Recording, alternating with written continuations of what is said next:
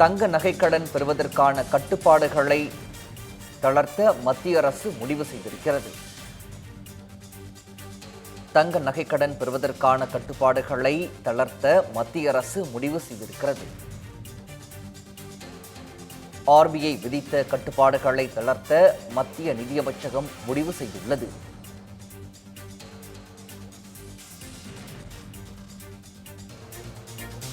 தங்க நகைக்கடன் பெறுவதற்கான கட்டுப்பாடுகளை தளர்த்த மத்திய அரசு முடிவு செய்திருக்கிறது. அண்மை செய்தியாக பார்த்து வருகிறோம்.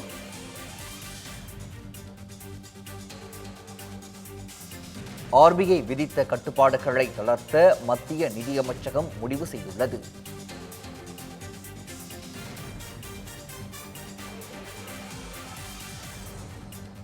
தங்க நகைக்கடன் பெறுவதற்கான கட்டுப்பாடுகளை தளர்த்த மத்திய அரசு முடிவு செய்திருக்கிறது. அண்மை செய்தியாக பார்த்து வருகிறோம். ஆர்பிஐ விதித்த கட்டுப்பாடுகளை தளர்த்த மத்திய நிதியமைச்சகம் முடிவு செய்திருக்கிறது.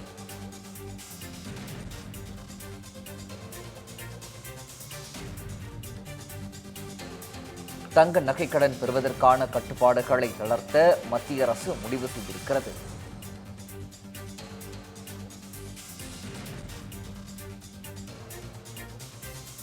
ஆர்பிஐ விதித்த கட்டுப்பாடுகளை தளர்த்த மத்திய நிதியமைச்சகம் முடிவு செய்திருக்கிறது.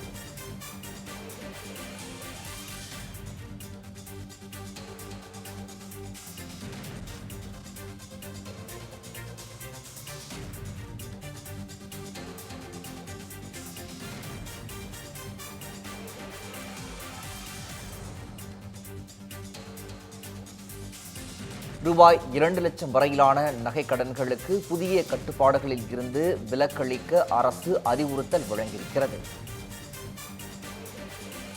தங்க நகைக்கடன் பெறுவதற்கான கட்டுப்பாடுகளை தளர்த்த மத்திய அரசு அறிவுறுத்தியிருக்கிறது.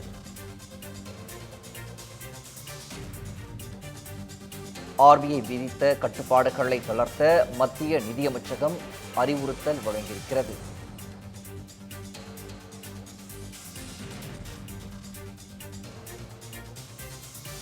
ரூபாய் 2 லட்சம் வரையிலான நகை கடன்களுக்கு புதிய கட்டுப்பாடுகளில் இருந்து விலக்களிக்க அரசு அறிவுறுத்தல் வழங்கியிருக்கிறது.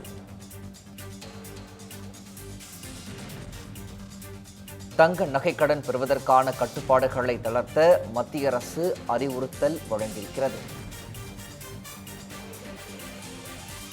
ஆர்பிஐ விதித்த கட்டுப்பாடுகளை தளர்த்த மத்திய நிதியமைச்சகம் அறிவுறுத்தியுள்ளது.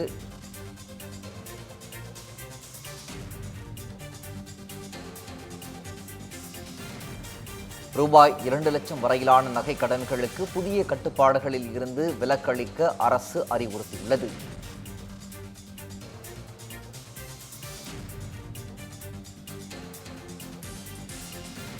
தங்க நகைக்கடன் பெறுவதற்கான கட்டுப்பாடுகளை தளர்த்த மத்திய அரசு அறிவுறுத்தியுள்ளது. அண்மை செய்தியாக பார்த்து வருகிறோம்.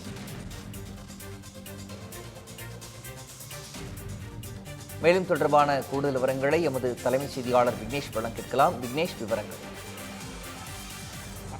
பிரகாஷ், அதிக அளவிலான இந்த தங்க நகை கடன்களில் ஏற்படக்கூடிய முறைகேடுகளை தவிர்க்கக்கூடிய வகையில் ரிசர்வ் வங்கி அண்மையில் பல்வேறு புதிய கட்டுப்பாடுகளை விதித்திருந்தது. குறிப்பாக நகை கடன் வாங்குவோர் அதற்கான தங்களுடைய சொந்த நகை என்பதை உறுதி செய்வதற்காக அந்த நகை வாங்கும் போது பெறப்பட்ட ரசீது, அது மட்டுமல்லாமல் 1 வருடத்திற்குள்ளாக வைக்கப்பட்ட நகைகளை திருப்ப வேண்டும். அடகு வைக்கக்கூடிய நகைகளுக்கு 75% மட்டுமே அதிக அளவிலான கடன் வழங்கப்படும் உள்ளிட்ட பல்வேறு கட்டுப்பாடுகளை விதித்திருந்தது. இந்த கட்டுப்பாடுகள் ஒரு தரப்பு வரவேற்றதால் கூட ஏழை எளிய மக்கள் மற்றும் விவசாயிகள் மத்தியில் மிகப்பெரிய அதிருப்தியை ஏற்படுத்தி இருப்பதாக தொடர்ந்து புகார்கள் எழத் தொடங்கியிருந்தன.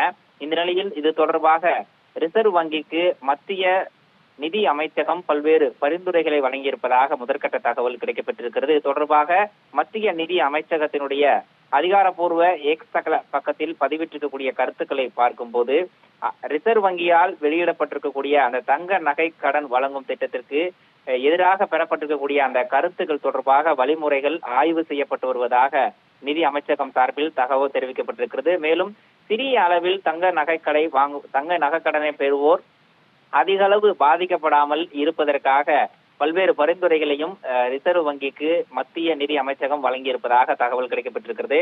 மேலும் இந்த வழிகாட்டுதல்களை கள அளவில் செயல்படுத்துவதற்கு கூடுதல் கால அவகாசம் தேவைப்படும் எனவும், தற்போது அல்லாமல் ஜனவரி 1ஆம் தேதி 2026 அடுத்த ஆண்டு ஜனவரி 1ஆம் தேதி முதலே இந்த திட்டத்தை செயல்படுத்தலாம் என்ற ஒரு பரிந்துரையையும் மத்திய அரசு வழங்கியிருக்கிறது.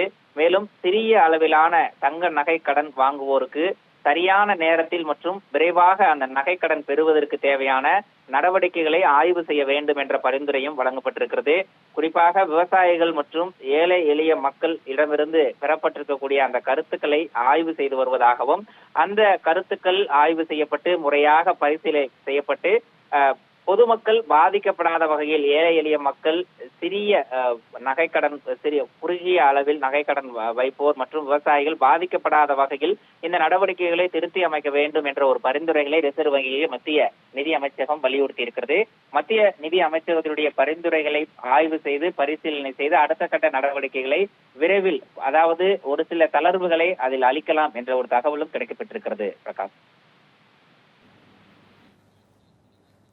விரிவான விவரங்களை வழங்கியமைக்கு நன்றி விக்னேஷ்.